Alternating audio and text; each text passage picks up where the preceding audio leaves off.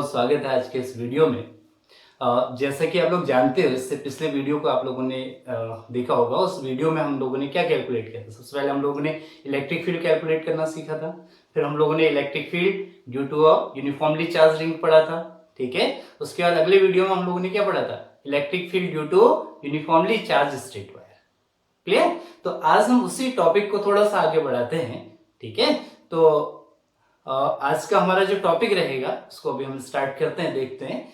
देखिए, अगर आप लोग मेरे हाथ पे देख रहे होंगे तो ये हमारे पास two equal charge but opposite kind of charge है। एक को आप देख रहे होंगे तो ये पॉजिटिव है और ये नेगेटिव दिखा है, मेंशन किया हुआ है। एक पर पॉजिटिव है और एक नेगेटिव चार्ज है, ठीक है। दोनों एक दूसरे से नाराज होकर अलग अलग कोने में बैठे हुए हैं, समझ रहे हैं आप? अगर two equal but opposite kind of charge एक दूसरे से फाइनाइट डिस्टेंस पर होते हैं तो ये क्या बनाते हैं? ये बनाते हैं इलेक्ट्रिक डाइपोल। क्लियर हो गया? क्योंकि इलेक्ट्रिक चार्ज है, डाइपोल मींस जिसके दो पोल्स होते हैं, ठीक है। जैसे मैग्नेट में आपने पढ़ा था magnetic dipole, north pole and south pole. ऐसे ये हमारे पास क्या है? इलेक्ट्रिक डाइपोल है। इस पर आपके पास एक तरफ देखो आप पॉजिटिव चार्ज देख रहे हैं और एक तरफ आपका नेगेटिव चार्ज है। Two equal but opposite kind of charge एक दूसरे से एक फाइनाइट डिस्टेंस पे है, ठीक है। तो जहां पे भी ऐसा अरेंजमेंट होगा उसको हम बोलते हैं इलेक्ट्रिक डाइपोल। क्लियर हो गया? तो आज के इस वीडियो में सबसे पहले हम समझेंगे कि इलेक्ट्रिक डाइपोल क्या होता है। क्लियर हो गया? इलेक्ट्रिक डाइपोल की वो कौन सी प्रॉपर्टी होती है जो रिस्पॉन्सिबल होती है एक्सटर्नल इलेक्ट्रिक फील्ड में बिहेवियर के लिए, समझ में आ गया? फिर हम लोग सीखेंगे इस इलेक्ट्रिक डाइपोल के लिए हम कैसे इलेक्ट्रिक फील्ड फाइंड आउट करेंगे, ठीक है। तो इलेक्ट्रिक डाइपोल के हमारे पास तीन केसेस होते हैं। एक तो हमारे पास होता है अलोंग टू द एक्सिस, ये हमारे पास एक्सिस होगी। दूसरा हमारे पास होता है इक्वेटोरियल पोजीशन, मिडिल से 90 के एंगल पर हम चलेंगे। क्लियर हो गया? और थर्ड हमारे पास होता है at any general point. Clear? तो सीबीएसई में जो क्वेश्चन बनता है वो बनता है along to the axis and along to the equatorial position, ठीक है। अगर बीएससी के पॉइंट ऑफ व्यू से देखें तो यहां पर क्वेश्चन बनता है एट एनी जनरल पॉइंट पर। एक्सिस भी पूछा जा सकता है, इक्वेटोरियल भी पूछा जा सकता है, एट एनी जनरल पॉइंट पे भी पूछा जा सकता है। क्लियर हो गया? तो सबसे पहले हम लोग स्टार्ट करते हैं इलेक्ट्रिक डाइपोल से। इलेक्ट्रिक डाइपोल किसे कहते हैं आप लोग समझे? इलेक्ट्रिक डाइपोल क्या होगा, जैसे कि मैंने आप लोगों को समझाया मॉडल के मीडियम से। तो जैसे हमारे पास मान लो ये एक पॉजिटिव चार्ज है और ये हमारे पास एक नेगेटिव चार्ज है। क्लियर हो गया? एक प्लस क्यू है, एक क्या है? प्लस क्यू है, और दूसरा क्या है हमारे पास? माइनस क्यू है। जब भी हमारे पास two equal and opposite charges एक फाइनाइट डिस्टेंस पर रखे जाएंगे एक दूसरे से तो वो क्या बनाएंगे? इलेक्ट्रिक डाइपोल बनाएंगे। समझ गए? अब इस डाइपोल में किसी भी डाइपोल पे मान लो हमने ये एक प्लस क्यू चार्ज ले लिया, एक माइनस क्यू चार्ज ले लिया, इन दोनों के बीच की डिस्टेंस हमने 2l ले लिया। कितनी ले ली? 2l। अब बच्चे कई बार पूछते हैं सर आपने 2l डिस्टेंस क्यों ली? हम डिस्टेंस को l भी ले सकते हैं।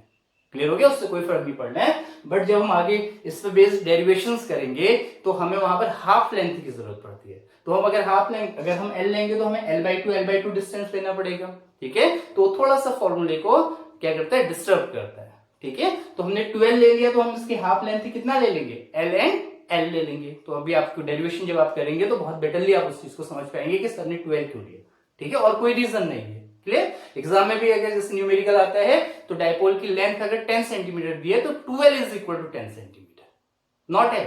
अगर आपने यहाँ लेंथ 12 फॉर्मूला आप 12 के बेसिस पे चल रहे हैं तो 12 इज इक्वल टू 10 सेंटीमीटर रखेंगे। ऐसा नहीं कि आपने l की जगह 10 ले लिया और फिर उसको 20 करके आप सॉल्व कर रहे हैं। आप अगर फॉर्मूला 12 के हिसाब से चल रहे हैं तो 12 से चलेंगे, और अगर आप l के हिसाब से चल रहे हैं तो देन आप l के हिसाब से नोट करेंगे, ठीक है। तो हमारे पास क्या है? ये एक पॉजिटिव चार्ज है, ये एक नेगेटिव चार्ज है। Both equal but opposite kind of charge हैं और उनके बीच का सेपरेशन हमने 12 ले लिया। तो ये ऐसा अरेंजमेंट जैसा आप लोग इस पर देख रहे हैं, एक पॉजिटिव है एक नेगेटिव है, इनके बीच की एक फाइनाइट डिस्टेंस है। तो ये इन्होंने क्या किया? एक इलेक्ट्रिक डाइपोल बना दिया। क्लियर हो गया? तो इस अरेंजमेंट को हम सिंपल से क्या कहेंगे? इलेक्ट्रिक डाइपोल कहेंगे। अब कोई भी इलेक्ट्रिक डाइपोल जब इसको हम किसी एक्सटर्नल इलेक्ट्रिक फील्ड में रखेंगे, क्लियर हो गया? क्या करेंगे? किसी भी डाइपोल को जब हम एक्सटर्नल इलेक्ट्रिक फील्ड में रखेंगे तो ये वहां पर कुछ प्रॉपर्टी दिखाएगा, रोटेशन दिखाएगा, मूवमेंट दिखाएगा। क्लियर हो गया? तो उस प्रॉपर्टी जो इसके बिहेवियर के लिए रिस्पॉन्सिबल होती है इन एक्सटर्नल इलेक्ट्रिक फील्ड, उसको हम बोलते हैं, क्या बोलते हैं? Dipole movement. क्या बोलते हैं? Dipole movement. अगर आप लोग नोट करना चाहें तो नोट कर सकते हैं। It is the property of N electric dipole which is responsible for its behavior in an external electric field। ठीक है ना। मैथमेटिकली किसी डाइपोल का जो डाइपोल मोमेंट होता है उसको हम P से डिनोट करते हैं। क्लियर हो गया? डाइपोल मोमेंट को डिनोट किया जाता है P से, और P इज इक्वल टू होता है मैग्नीट्यूड ऑफ चार्ज, कोई भी एक charge, magnitude of charge multiplied by distance between them, distance between them। ठीक है। अब यहां पर आपको देखो चार्ज कितना है, Q coulomb, magnitude of charge लेंगे तो कितना होगा, Q प्लस Q लो या माइनस Q लो, मैग्नीट्यूड प्लस में आएगा। उनके बीच का सेपरेशन कितना है, 12। तो डाइपोल मोमेंट कितना हो गया, P is equal to Q into 12। Clear हो गया? डाइपोल मूवमेंट हमेशा ध्यान रखेंगे ये एक वेक्टर क्वांटिटी होती है। क्लियर हो गया? डाइपोल मूवमेंट कैसी क्वांटिटी होती है, वेक्टर क्वांटिटी होती है, और इसकी जो डायरेक्शन होती है वो opposite direction of electric field होती है।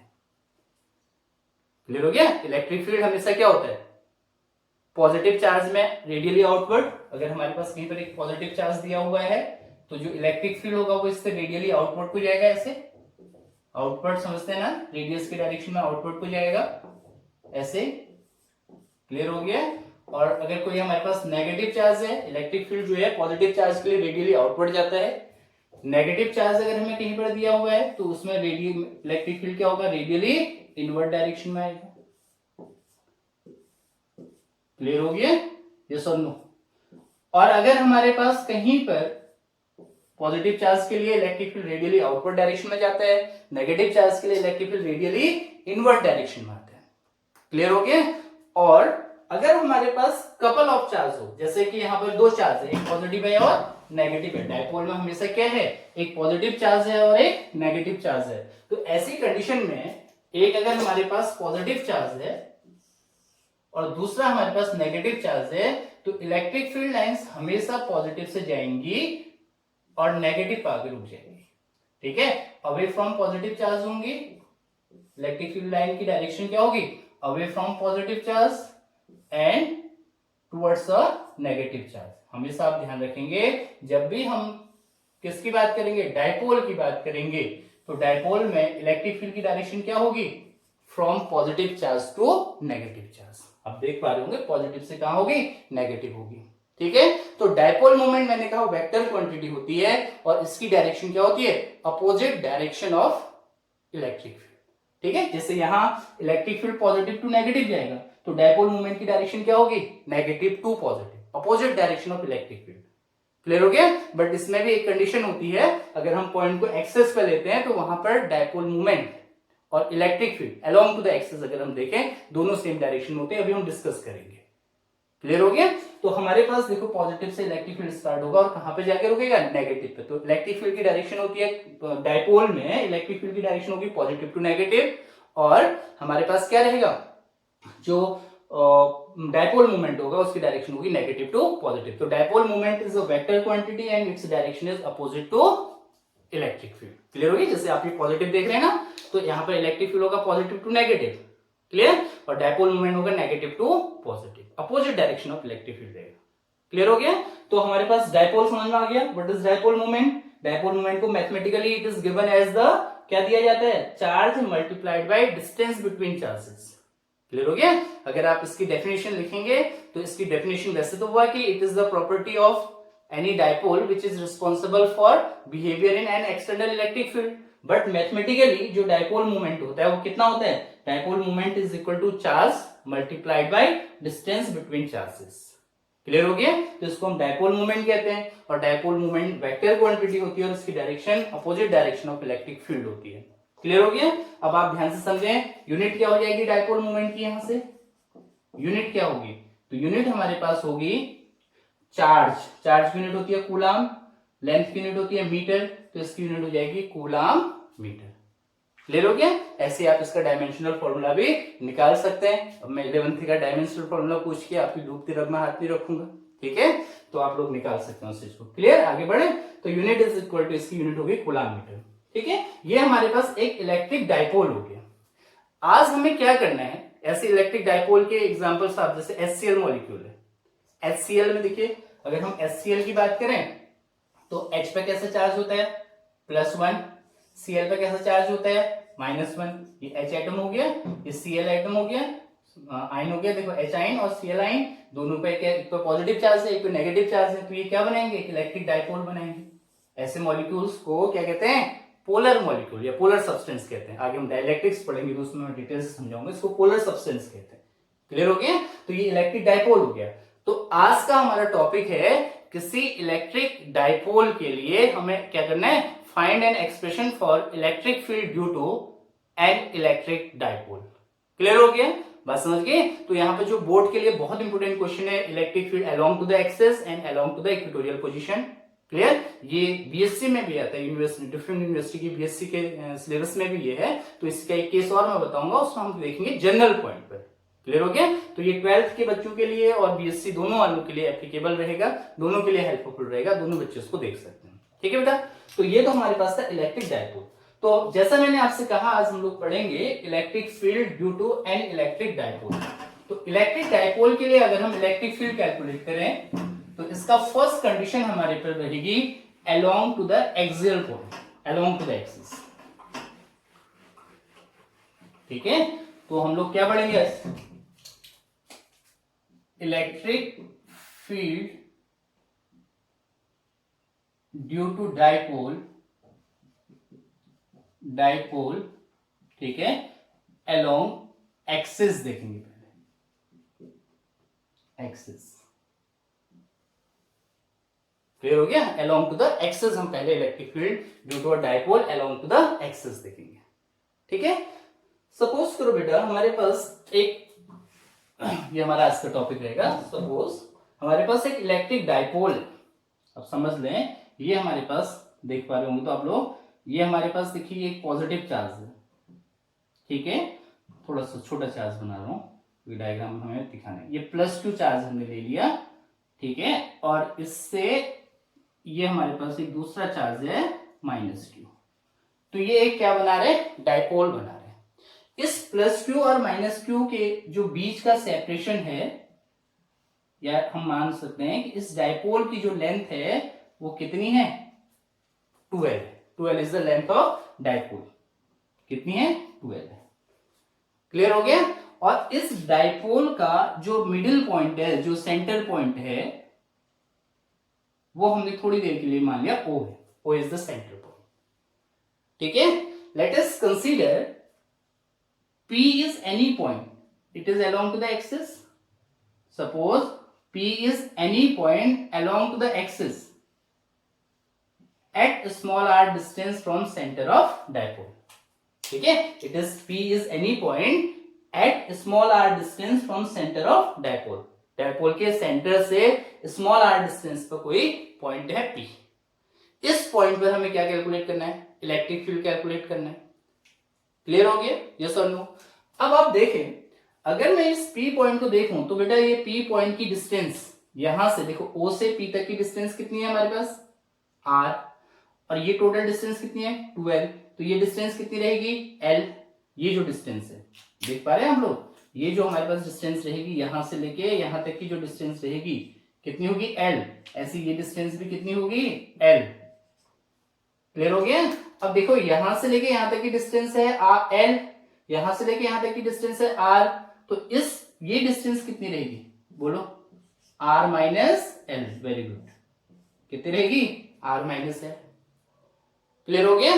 तो इस P पॉइंट पर इस +2 चार्ज की वजह से इलेक्ट्रिक फील्ड कितना होगा, electric field due to the +2 charge. किसकी वजह से, electric field due to the +2 charge. इस चार्ज के लिए इस P पॉइंट पे इलेक्ट्रिक फील्ड कितना होगा, E due to the +2 charge is equal to 1/4πε0 Q upon, clear हो गया, यहां से लेके यहां तक की डिस्टेंस का स्क्वायर, होल स्क्वायर। क्लियर हो गया? ये कौन सी डिस्टेंस है? ये हमारे पास ये पॉइंट जो है यहां से लेके यहां तक की डिस्टेंस, जिस पॉइंट देखो हम प्लस क्यू के लिए इलेक्ट्रिक फील्ड निकाल रहे हैं तो डिस्टेंस कहां से लेंगे? प्लस क्यू से डिस्टेंस लेंगे। जब माइनस क्यू के लिए निकालेंगे तो डिस्टेंस कहां से लेंगे? माइनस क्यू से डिस्टेंस लेंगे। तो यहां से लेके यहां तक की डिस्टेंस कितनी है? R minus L. तो इलेक्ट्रिक फील्ड कितना होगा? E plus Q is equal to 1/4πε0 q upon R minus L का होल स्क्वायर। इलेक्ट्रिक फील्ड कैसी क्वांटिटी है? Vector quantity. तो हमें इसकी डायरेक्शन भी मेंशन करनी पड़ेगी।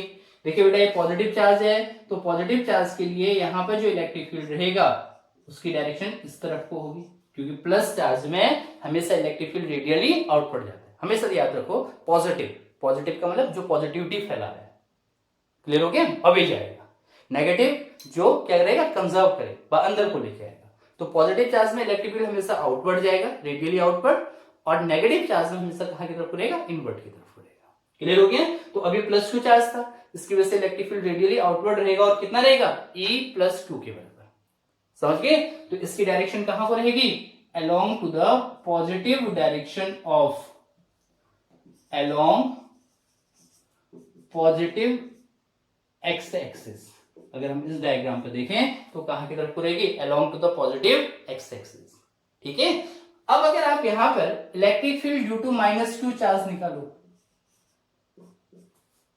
क्या निकालोगे? Electric field due to minus Q charge. Minus Q charge कहां है? इधर है। माइनस क्यू से लेके यहां तक की डिस्टेंस कितनी होगी? देखो भाई, माइनस क्यू से लेके पी तक की डिस्टेंस, ये डिस्टेंस देखो, यहां से लेके यहां तक की डिस्टेंस कितनी है? आर, और इसमें इतना और ऐड कर दें तो कितना हो जाएगा? R plus l. तो ये डिस्टेंस कितनी होगी? R plus L. क्लियर हो गया? प्लस माइनस क्यू से पी की डिस्टेंस कितनी होगी? R plus L. Plus Q से पी की डिस्टेंस कितनी होगी? R minus L. तो कितनी डिस्टेंस रहेगी? E due to the minus Q charge कितना हो जाएगा? 1/4πε0। क्लियर हो गया? क्यू अपॉन, यहां पर देखिए, यहां मैंने प्लस भी नहीं लिया, यहां माइनस भी नहीं ले रहा हूं मैं, क्योंकि हम यहां ऑलरेडी डायरेक्शन मेंशन कर रहे हैं, वेक्टर क्वांटिटी है। तो यहां पर कितना हो जाएगा? आर प्लस एल का होल स्क्वायर। ये कौन सा फॉर्मूला समझ में आ रहा है? ये लास्ट जो हम लोगों ने फॉर्मूला पढ़ा था, electric field due to point charge E is equal to 1/4πε0 q upon R square. ठीक है? आर मींस डिस्टेंस का स्क्वायर। तो यहाँ आर कितना है? इसमें आर माइनस एल है और यहाँ आर प्लस एल है, तो उसकी जगह। ठीक है? अब देखो, नेगेटिव चार्ज में अभी मैंने बताया था इलेक्ट्रिक फील्ड कहां की तरफ होता है? इनवर्ट। तो इनवर्ट क्या रहेगा? नेगेटिव का इनवर्ट इस पॉइंट पर देखें तो कहां को हुआ? ये electric field due to the minus Q charge इधर को रहेगा। क्लियर हो गया? तो यहां पर क्या लिखेंगे? along to negative x axis। समझ में आ गया? यस और नो? ठीक है? अब नेट इलेक्ट्रिक फील्ड निकाले हम P पर। नेट इलेक्ट्रिक फील्ड कितना होना चाहिए? E is equal to, electric field कैसी क्वांटिटी है? Vector quantity. तो electric field E is equal to जाएगा electric field due to the plus Q charge. ठीक है? ठीक है? वेक्टर लगाएंगे तो ऐसे आ जाएगा। ठीक? अभी मैं वेक्टर नहीं लगा रहा हूं, वैसे आप देख रहे हैं, electric field due to the positive charge plus electric field due to, clear हो गया? वेक्टर लगाएं तो इसके ऊपर ऐसे आ जाएगा। देखिए, समझ गए? अब अगर आप देखें तो यहां पर हमारे पास electric field E is equal to, plus Q के लिए इलेक्ट्रिक फील्ड कितना है?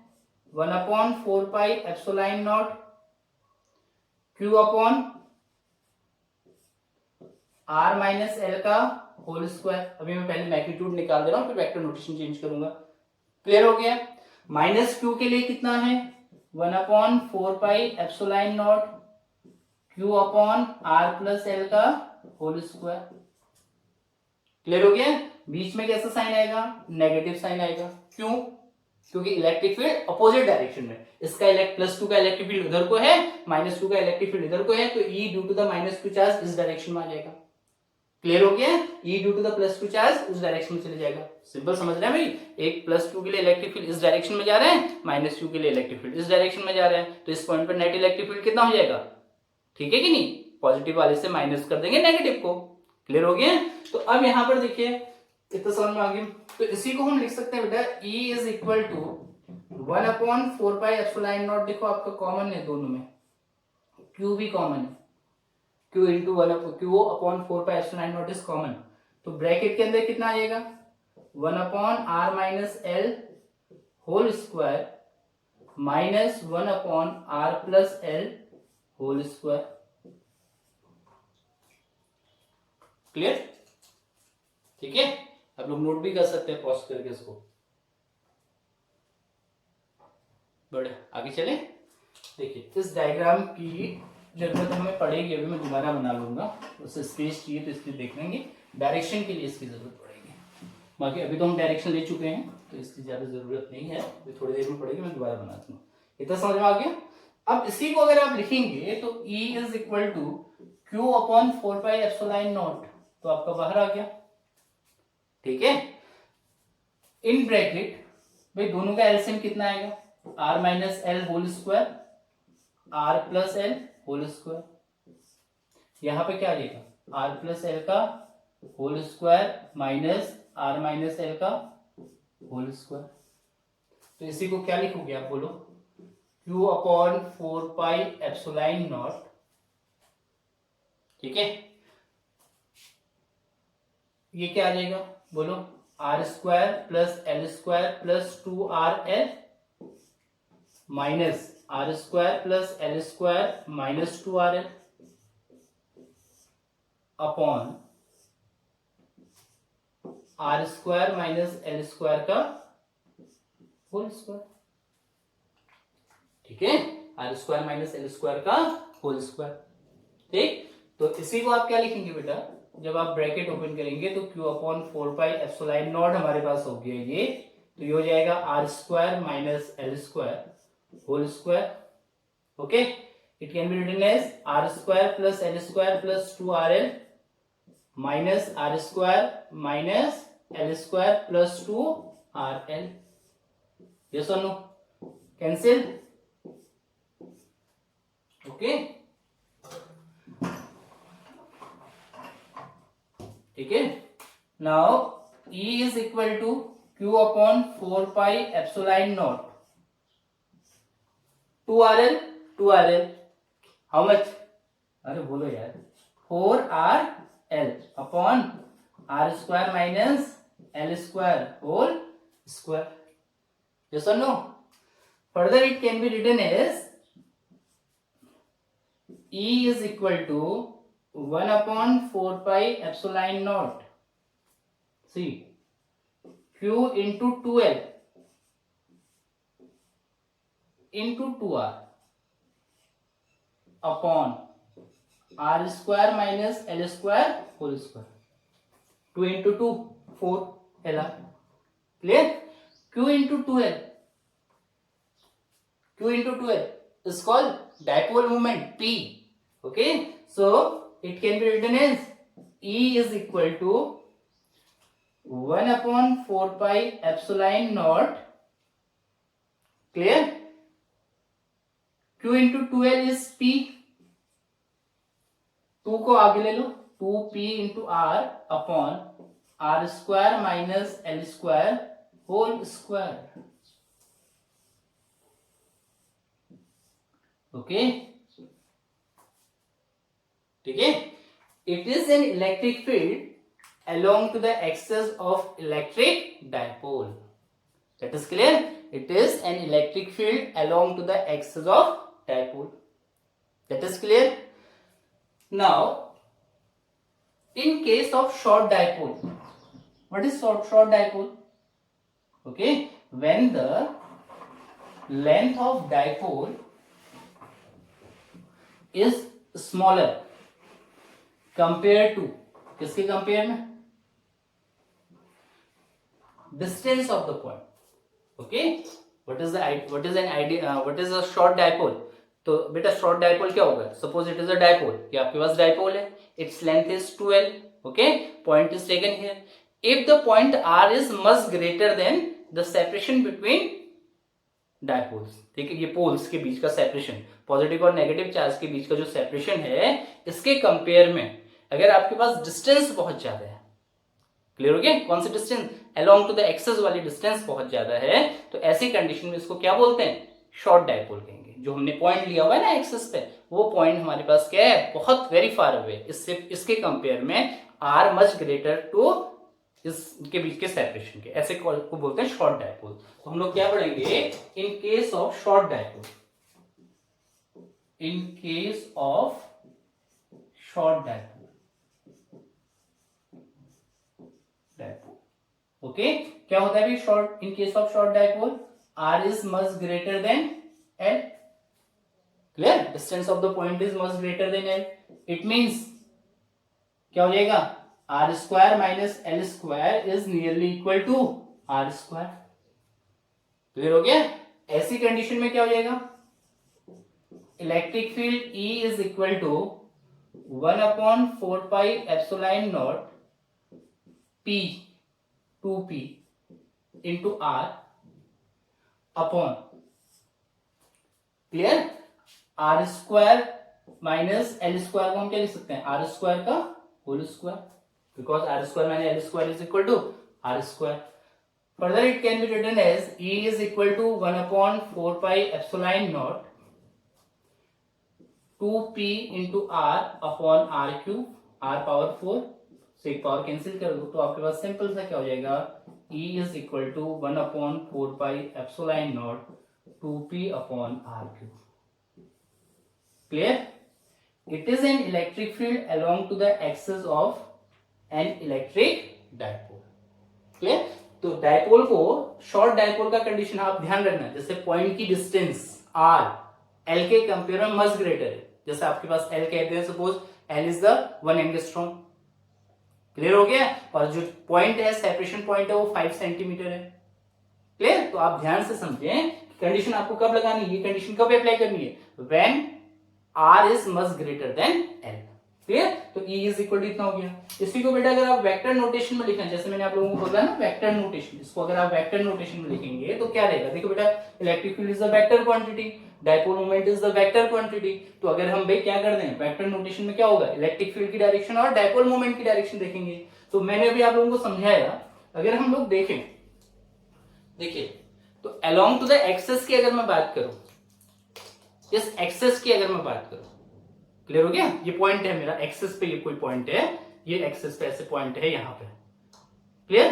तो अब अगर इस पॉइंट पर देखें तो भाई इलेक्ट्रिक फील्ड पॉजिटिव चार्ज के लिए इधर को है, नेगेटिव चार्ज के लिए इधर को है, ठीक है। तो बड़ा कौन है, electric field due to the positive charge, क्योंकि पॉइंट इसके नियर है, पॉइंट किसी चार्ज के जितना नियर होता है उसके लिए इलेक्ट्रिक फील्ड बड़ा होगा। इस पॉइंट P पर अगर आप इलेक्ट्रिक फील्ड की बात करेंगे, डायग्राम से अगर मैं समझाऊं आपको, तो सपोज हमारे पास क्या है, ठीक है बेटा, इसको नोट कर देना, this is the positive charge, ये हमारे पास पॉजिटिव चार्ज है, this is the positive charge, +2 charge है, और ये हमारे पास है -2 चार्ज, क्लियर हो गया। ये हमारे पास है P पॉइंट, देखो बेटा अलोंग टू द एक्सिस, इस P पॉइंट पर for this +2 charge electric field is along to this direction, E due to the +2 charge इस डायरेक्शन में, क्लियर हो गया।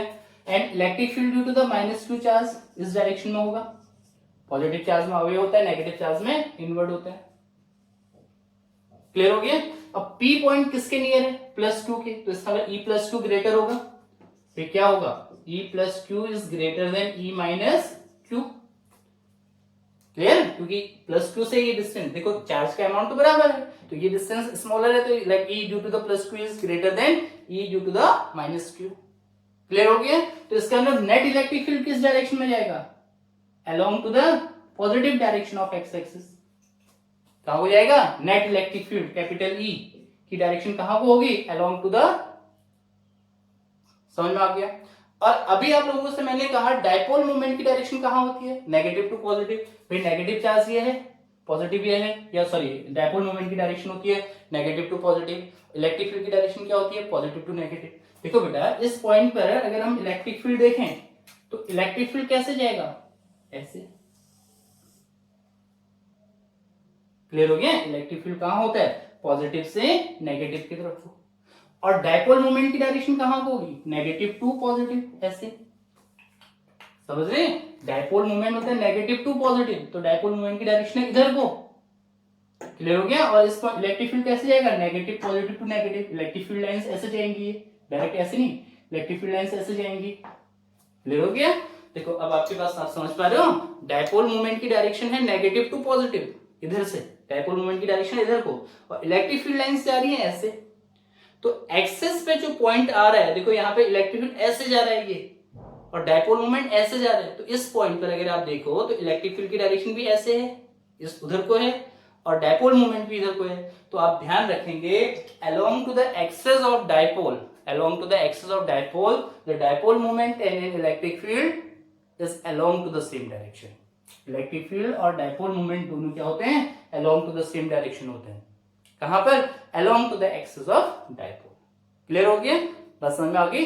ये आज इसको इतना ही टॉपिक ले रहे हैं बेटा। नेक्स्ट वीडियो में हम लोग देखेंगे along to the equatorial position and general point, ठीक है। अदरवाइज ये टॉपिक बड़ा लंबा हो जाएगा, लेंथी हो जाएगा, तो इसको इतना, ठीक है। आप लोग प्लीज अच्छे से वीडियो को देखें, ठीक है बेटा।